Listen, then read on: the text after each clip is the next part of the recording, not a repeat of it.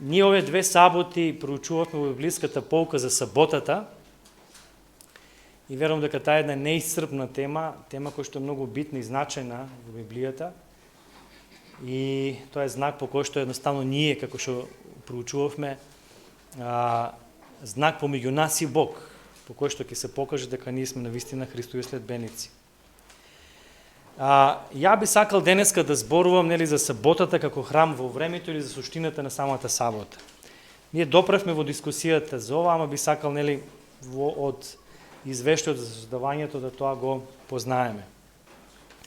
Во Библијата постојат 2 извештаи за создавањето. Едниот се наоѓа во првата глава од првата книга Мојсеева, од прва глава 1 стих до 2 глава 4 стих. А вториот извештај се наоѓа исто така во прва книга Мојсеева од 2.4 па до 2.25.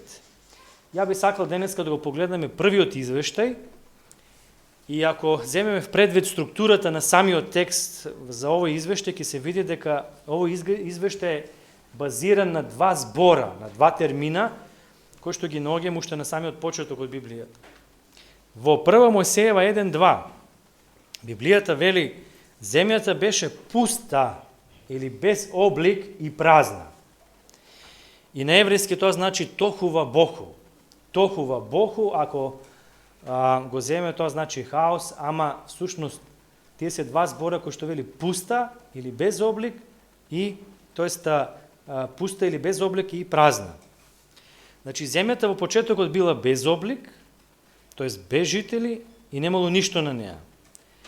На кој принцип Бог создавал? Најпрво ја создавал формата, обликувал простор или време, а после тоа го пополнувал тоа. И еве, тоа можеме и да го видиме и овде, еве Ванеса ќе ни покаже. Значи, нови принцип, всушност, се базира и самото создавање во Библијата. Како што кажавме, без облик и празна или пуста, а после Бог обликувал и го исполнувал тоа. Например, првиот ден, сеќавате ли што Бог создаде? Светлината, светлото, светлоста. Тоа било она што Бог го создал првиот ден. Вториот ден,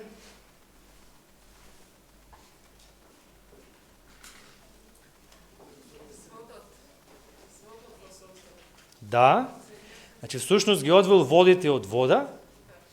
Библијата кажува дека водите на земјата ги биле одвоени од водите над земјата и креационистите веруваат дека постоел еден воден омотач во атмосферата кој што после се спуштил на земјата за време на потопот. Исто тако воден омотач било и под површината на земјата кој што избил за време на самиот потоп. Значи, Бог ги одвојува водите на небото и водите на земјата, или создава небо и вода, или водите. Третиот ден, се сеќавате ли што Бог создаде? Ги одвоил водите што се на земјата на едно место, се создало копното и копното пуштило што? Билки, растенија. И тоа било во третиот ден.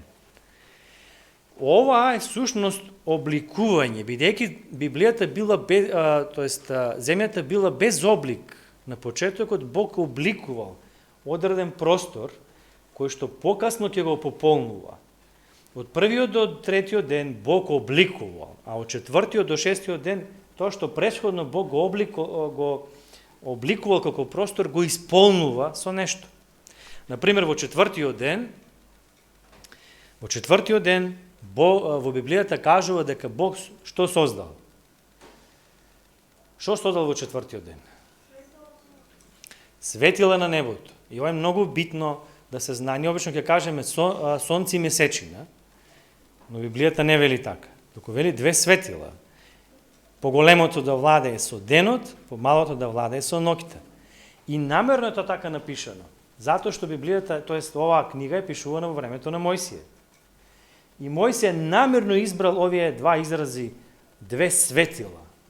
Не кажал дека Бог го создал сонцето, ја создал и месечината, затоа што ако го кажал тоа така, со тие зборови, тоа ќе значи дека оно што ќе чита Библијата, ќе свати дека се создадени Богот сонце и Богот месечина.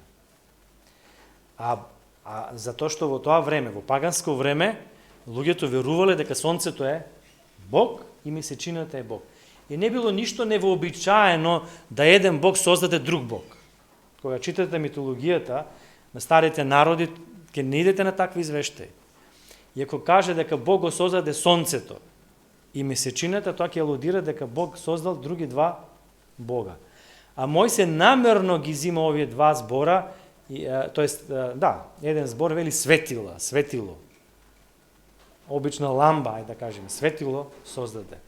Поголемо и помало. Значи, сака да алудира не сонцето, не е Бог, ни месечината, туку тоа се обични небесни тела кои што ја вршат својата функција. Значи, првиот ден Бог создава светлина, нели, светло и мрак, и тие ги пополнува со што? Со сонце, со месечина. Кажавме дека, значи, првиот ден е во паралела со четвртиот ден. Вториот ден, како што кажавме, Бог што обликувал? Го обликувал небото и водите. И вториот ден е во паралела со петиот ден, каде Бог што создава? Кажавме дека вториот ден ако обликувал, петиот ден пополнувал со што? Ги создал птиците на небото и рибите или целиот морски свет кој што се наоѓа во морињата или во водите. Вака можете многу полесно да запамтите кој ден што е создаден. Обично знаеме, нели, да се збуниме. Значи, вториот ден е во паралела со петиот ден. Во шестиот ден ние гледаме дека Бог одвојува водата и копното, создава копно, и од копното излегуваат билки, растенија. Значи, обликува еден простор, копно, и шестиот ден, тој простор, што е обликуван во третиот ден, го пополнува. Со што? Што живее на копното? Животните, нели? И што друго? И човекот. Значи, третиот и шестиот ден се во паралела. Третиот и шестиот ден се во паралела. Значи, тоа е принципот на кој што Бог го создава светот. Бидејќи земјата беше пуста, тоест без облик и празна, Бог дава одреден облик и после тој облик просторен го обликува, тоест го пополнува со нешто. И ние го видовме, нели? Сето ова, сега да не се повторуваме во овие денови. Сега, доаѓаме до седмиот ден. Што мислите, седмиот ден, со кој ден има паралела? Гледаме, секој ден има паралела со некој друг ден во создавањето.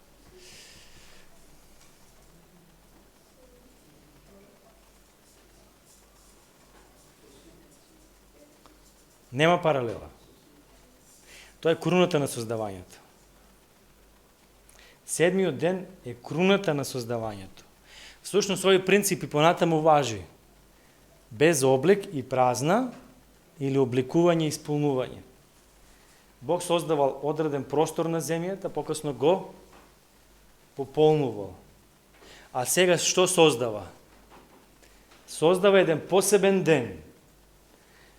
Во еврејската мисла исто се зборува за саботата како храм во времето. Создава еден посебен ден, време кој што го пополнува со што? Со своето присуство.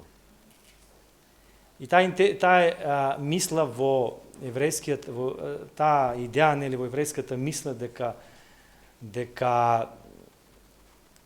саботата е храм во времето, невистина многу моќна и силна.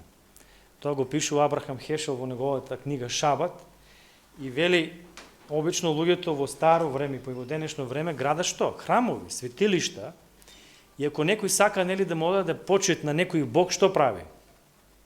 оди во тоа светилиште, тамо ќе принесе жртва, ќе се моли или било што некој друг ритуал ќе прави или обред и на тој начин ќе покаже почит нели кон тој Бог. И во денешно време тоа го имаме, нели имаме аджилак. Па луѓето одат и христијани има што одат нели на аджилак, ама и муслимани. И ние често знаеме нели секоја година нели муслиманите одат во Мека каде што одаваат почит на својот пророк. И они мора да се запатат од кај живеат, па да отидат до Арабија и таму да дадат. И сега вели Абрахам Хешел, Бог то така не го направил. Значи он не направил не едно место да има храм, иако овој храм нели за кој што го среќаваме во Библијата, тоа е храм кој што едноставно на некој начин го осликува планот на спасението. Но вели Бог создал што? Храм во времето, во кој што ти ќе можеш да се сретне со својот Бог. А вели тоа е саботата. Саботата е тој храм во времето со кој што ти се среќаваш. Библијата вели дека, и еве тоа во 1 Мојсеева 2:3 вели, и Бог го благослови седмиот ден и го освети, зашто во него се одмори од сите своји дела кои ги создаде Бог и ги направи. Не, Бог не само што го одвоил овој ден од другите, туку вели го направи свет. И сега прашањето, што значи тоа да нешто биде свето?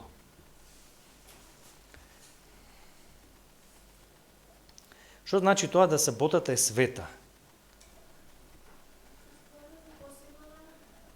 Да, за посебна намена. Со што е поврзана светоста? Например, да кажеме во храмот, сите садови кои што биле свети. Дали тие биле, например, направено од некоја посебна света материја и биле од обични метали направени. А зошто биле свети? Затоа што Бог е таму присутен. Се што е поврзано со Божјото присуство е свето. Вие овој израз прв пат го среќаме во прва книга Мојсеева 2:3. Но втор пат овој израз се среќава во втора Мојсеева 3 глава, каде што кажува дека што? Дека Мојсеј бил нели кај грмушката кој што горела и што му вели Бог? Собој ги обувките затоа што на тоа место каде што стоиш, тоа е свето место. Зошто било тоа место свето? Затоа што Бог бил присутен. Зошто саботата е света? Затоа што Божјото присуство го исполнува саботата. Тоа не значи дека Бог не е присутен во другите денови. Но идејата која е? Ако храмот во времето, саботата доаѓа и Бог е присутен, што значи тоа? Во саботата. Зошто одиме во храм? Зошто одиме во црква? Да се сретнеме со Бога. А ако Бог е присутен во тој ден, е свет тој ден, што очекува Бог од нас? Ние да се сретнеме со Бога. Кога ова го знаеме, тогаш е многу поедноставно, нели, сите други работи што ги имаме како принципе, нели, да не готвиме, да не периме, да не одиме на работа или било што да е друго, се си доаѓа на свое место. Зошто? Затоа што Бог ја одвоил саботата за ние да имаме заедница со Бога. И како што кажавме, ние можеме формално да испочитуваме саботата, нели, да не одиме на работа. Можеме, како се вика, да не гледаме телевизија, да не работиме домашни работи. Можеме многу што. Ама ако не дојде до средба помеѓу нас и Бога, дали суштината на саботата е исполнета? Ние кажавме, ние секојдневно одвојуваме време, нели, за Бога. Дали тоа ќе биде пола саат, саат, 2. Покасно имаме ние своји оврси кои што нели ги работиме, работни и така натаму. И немаме време, нели, да посветиме толку многу. Ние се молиме и во меѓувреме. Али седмиот ден е посебно одвоен за да може едноставно, нели, да одвоиме време со Бога. Да тогаш размислуваме за Бога, за нашето потекло, за Божиот карактер, да дојдеме во црква каде што заедно ќе го прославуваме Бога, каде што заедно ќе слушаме за Господа, заедно ќе оствариме заедница со Бога. Кога семејството ќе биде на собир, па заедно едноставно, нели, во саботниот ден да остварат заедница со Бога, каде што ќе помогнеме на друг и на тој начин едноставно, нели, ќе направиме добро дело и за другиот, ама и за Бога. Што вели Исус во Матија 25 глава? Вели, кога на еден од овие мои најмили му направивте, и мене ми направивте. И на тој начин ние му служиме, нели, на самиот Бог. Например, да кажам, замислите да имате некој многу близок пријател или роднина, некој кој што многу го цените, и не сте го виделе 20, 30, 50 години. И ќе ви каже, јас во четврток доаѓам кај тебе. Еве, минувам тука во Македонија, во Кавадарци, и сакам да дојдам кај тебе. Да поминам едноставно време со тебе. Што ќе направите? Радост ќе биде, ама што друго ќе се направи? Може би ќе земам слободен ден од работа. Ќе се спремаме, ќе изчистиме, ќе средиме, ќе сготвиме. Кога? Кога ќе биде гостино тука? Претходно. Се ќе средиме, кога ќе дојде гостинот за тие 12 часа или колку ќе биде тука, да му посветиме потполно време или внимание. И тогаш се оставаме на страна. И готвењето, и чистењето, и работните обврски, и не знам што. И сакаме едноставно, нели, да посветиме време на гостинот. Чисто правам една паралела, нели. Тука е, нели, таа идеја, остава се она што е секојдневно, за да посветиш време на Господа. Не треба ништо друго да ни го краде нашето време, нашето внимание кон Бога. А обично тоа нели се случува во саботниот ден. Ајде да видам Facebook што има, ај ова да направам, ај она да направам. Сето тоа го оставаме и гледаме едноставно преку разговорот, преку моето размислување, преку сето што го правам, преку дружењето, да едноставно остварам заедница со Бога и да го прославам самиот Бог. Сега при крајот би сакал да прочитам уште еден стих. Кога завршува создавањето?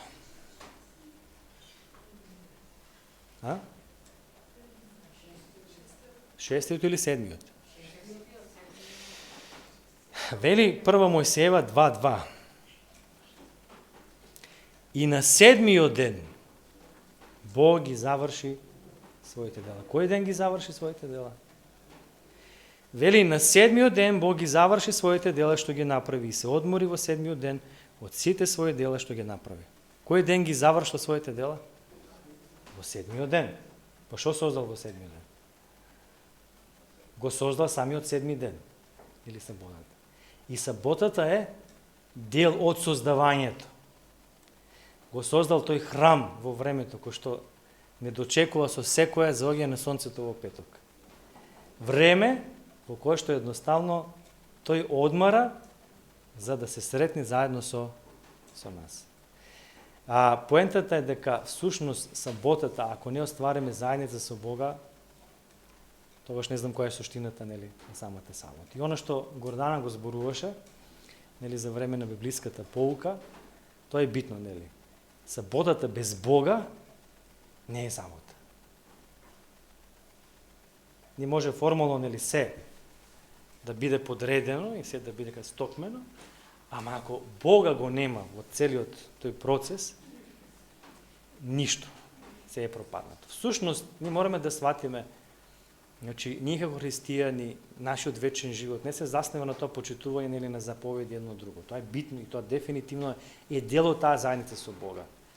Али пред се е познавањето на Бога. Исус што ќе каже во Евангелието според Јован? Што е вечниот живот?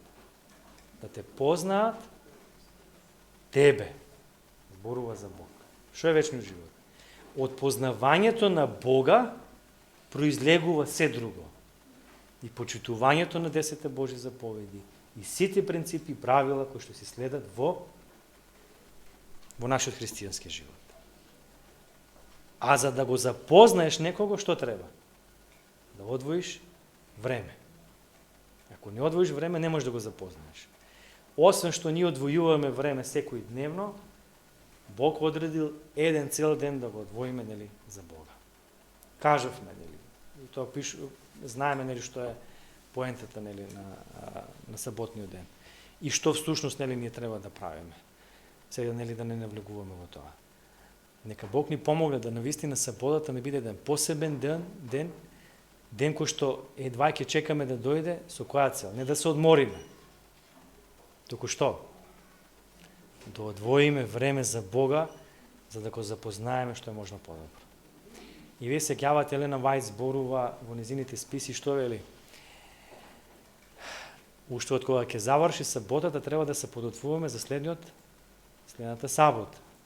И вели, не треба едноставно нели преку текот на седмица да се преморувате, кога ќе дојде сабота, да бидете уморни, премногу, па да не можете ништо друго да направите. И одморот е, да кажеме, дел од саботниот ден. Ама да дојдеме свежи за да имаме време да го посветиме нели на Бога. Значи, саботниот ден, суштината на саботата е да оствариме заедница со Бога, многу поблиска и многу подлабоко. Да го запознаеме Бога што е можно подобро. Со доаѓање во црква, со дружење меѓу себе, со семејството, со помагање на другите и така натаму и така натаму. Нека Бог ни помогне да познавањето ни на Бога ни биде на прво место. Секој дневно тоа да го правиме. А поготово во саботниот ден. Не знам дали има простор за реформа нели во вашите животи, јас знам за својот живот, ама треба да размислуваме нели на оваа тема. Како саботата да направиме еден посебен ден за нас. Бог кој што е присутен тука, едноставно нели да одвојам посебно време со него, да можам уште подобро да биде таа заедница со Бога и да го запознам на подобар начин. Нека Бог не води сите нас и ни даде јасна визија за тоа како треба саботата да биде посебна нели за мене во мојот живот. Амин.